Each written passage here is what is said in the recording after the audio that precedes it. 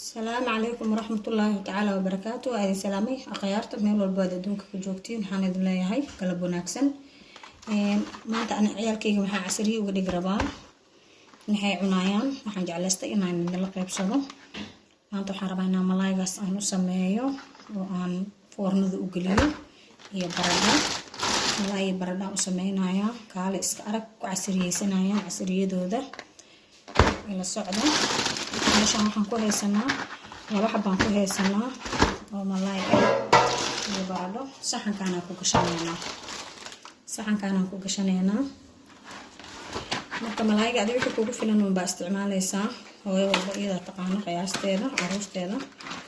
marka saan ugu soo safeysan soo safee marka saas ugu soo saftid baradhadooda dhinaca u shubee baradhadooda marka dhinaca u shubto foornada u geynaysaa usoo guduudinaysaa kaale iska arag way kugu casriyeysanayaan anaga halkaas xabaa naga badan ciyaalkayga baradhadooda ugu daraya marka baradhadana qiyaasta kugu filan isticmaale waa furaa baradhada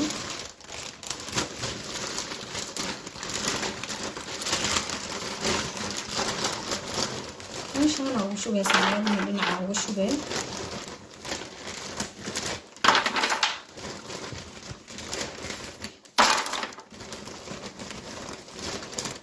foornada dadka anigu wuxuu joogaa kor iyo hoos 150 aan kasoo dhigtay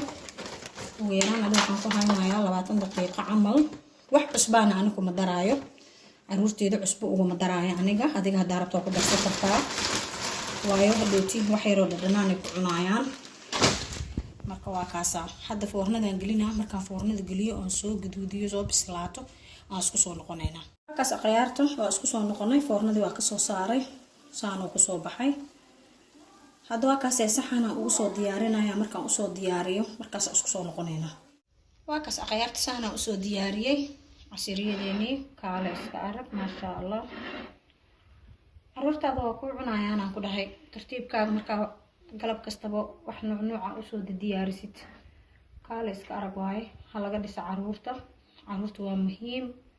waxaan idin leeyahay soo dhawaada mar labaad iyo mar saddexaad waa walaashin xilka saxiis oo idin leh